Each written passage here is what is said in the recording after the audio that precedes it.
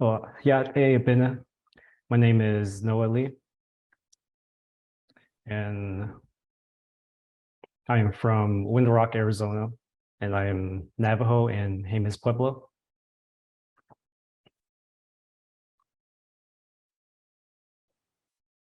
And just to kind of intro what this is kind of about my own personal journey with graphic design and typography, and just how my environment always shaped my work. And so growing up in Window Rock, Arizona, on the Navajo reservation, I was around, my culture a lot. But even though I was in the reservation, it didn't necessarily mean that I had, the cultural understanding because of colonialism. But, I started to love drawing, especially at a young age. And I decided to pursue graphic design, and I went to Santa Fe University of Art and Design. And in Santa Fe, that's where I really kind of fell in love with art and started exploring, like my own ancestry and sort of the people that I come from being, like silversmiths and farmers. And so on the left here, this is like a zine that I made, kind of just about myself and how I struggle a lot with social anxiety and just different things like that, and kind of thinking about how symbols are derived from certain things. So, like here on the bottom left, you see like how we derive the butterfly symbol. And then kind of I guess my mascot for my design is like a roadrunner, just because it's good luck to see a roadrunner, and the name like Star Feet comes from the like roadrunner tracks and how you can't tell which direction they're going, and it's kind of how I always wanted my work to be. And then kind of my first introduction into typography, I wasn't very excited about it, but then I started to learn kind of my own way of thinking of how I like to deconstruct things. And so I started a lot of just working with paper and hands-on things, and then focusing more on the counter spaces of letter forms, and thinking of how I can be outside the box, and then kind of viewing typography as dimensional, and kind of taking that and kind of using my strengths of being a spatial thinker. And what being a spatial thinker means is basically I have like a 3D program in my head, so I'm able to kind of abstract these three-dimensional objects pretty easily. And so I was able to then apply that to, like my own cultural work, and kind of, as well as being inspired by El Lissitzky and sort of all these different artists. And then that's when I took that and then brought it into like the practical world and started making these letter forms out of paper. And so, yeah, each of these are about 3 inches wide. And then through that, I wanted to sort of refine my process of creating dialogues between materials. And so I went back to Illustrator. And then at the time, my typography teacher pointed out that my work was kind of reminding her of a Japanese artist named Takanobu Igarashi.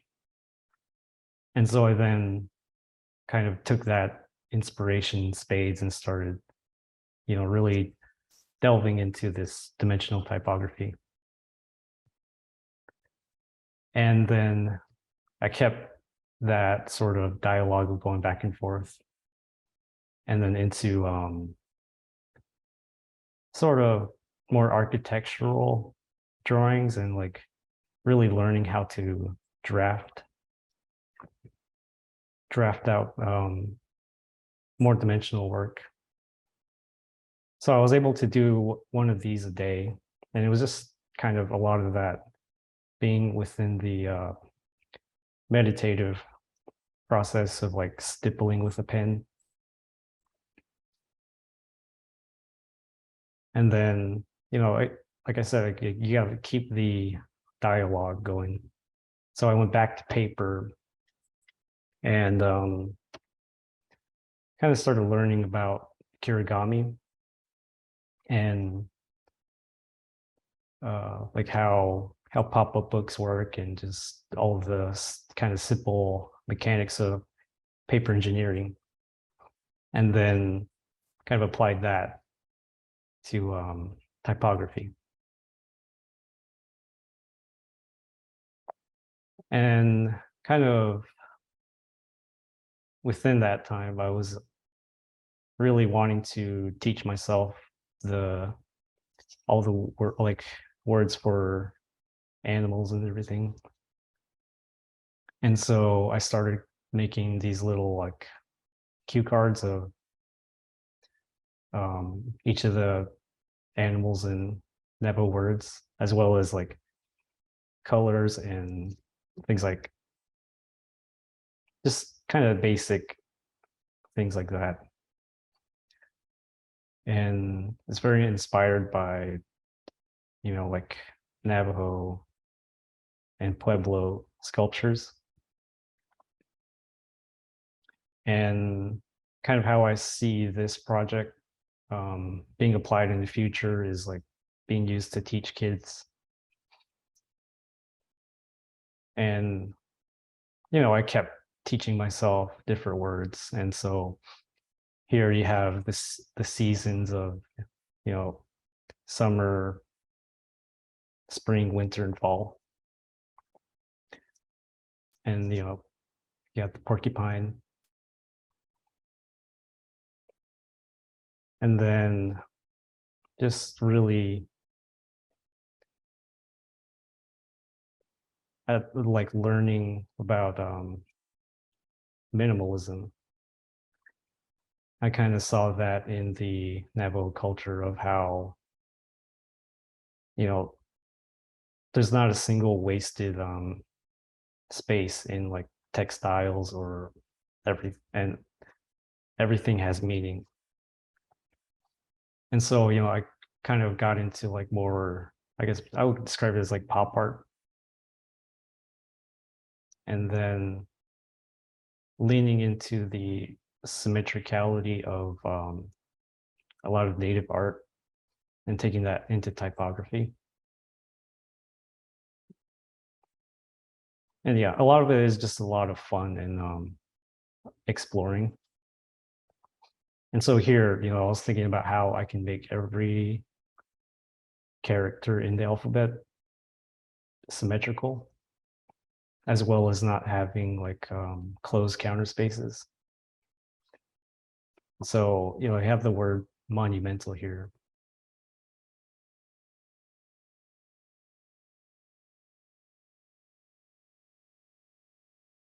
And, I just kind of kept moving into wanting to create my own typefaces, just because I learned that, you can only get so far with like Helvetica and these different like sans serif typefaces. So, this is kind of like the very early rudimentary start of when I started making typography.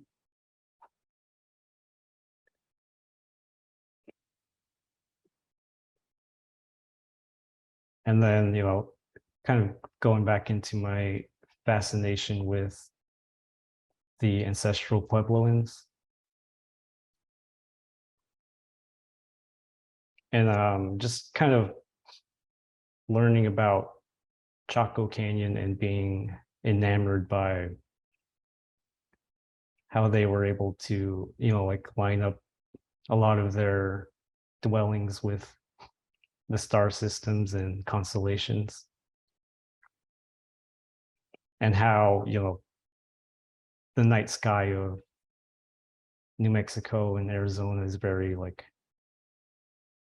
it's within like every facet of how they lived. And then yeah, this is just a little poster that I made, about like Chaco Canyon. And through my fascination with that, I started to learn about kind of like sacred geometry and how I could apply that to typography. So, this is like the Great Dene Nation, and, pulling from a lot of the Navajos, like, and our love for triangles, just like Brian said yesterday. And, I eventually moved to Oregon, and then that's kind of a extremely different environment from Santa Fe and, Arizona, New Mexico. And, like kind of being very inspired by the ever like flow of the Pacific Northwest, and being able to kind of stumble upon the something more reminiscent of like the Haida and Maka nations art. And from that I created just a simple little typeface with kind of like bent like a bent spine on kind of each of these letters. And then kind of taking that further and like applying it to like black letter, and just a lot of these were created from, like during the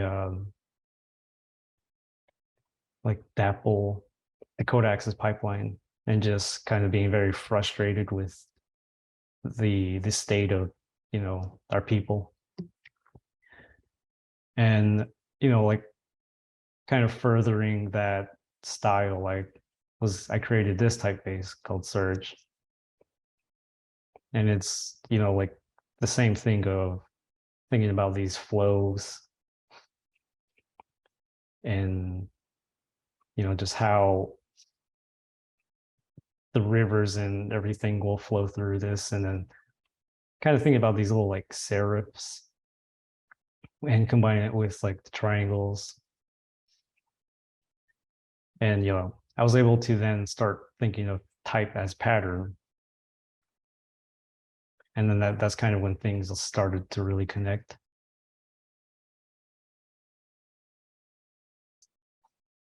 And then, like applying it to different little like flyers. And then going back to hand drawing things. And then, kind of like this little thing, Pueblo Power, which I think is very fun.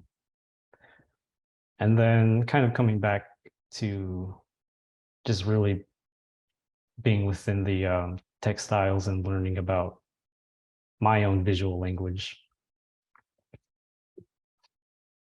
And so, I've taken this abstracted form of corn, and kind of being able to carve out carve out of like a rectangle this letter form. And then, that eventually became like harvest. And my idea for the name was just like, I'm harvesting all of this knowledge that I've taught myself. And, this is kind of like a lot of applications of something like Fight the Power, Native American Heritage Month poster. And, this is kind of the visual language that I kind of learned, like using triangles to make these things that I learned from Navajo textiles of the relationship to earth, and then community, having these sets of triangles represent people, and then like water conservation and accessibility, food and agriculture, art and design, which I think are all kind of the pillars of Native communities. And then, being able to take all that stuff and apply it to my illustration work as well. And, just having a lot of fun with this typeface now that I've been able to get it together. And, like it's just a very fun time.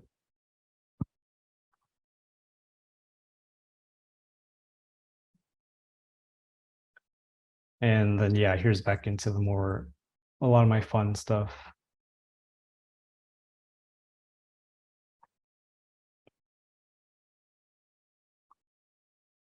And yeah, that's about all that I have for today. So thank you very much.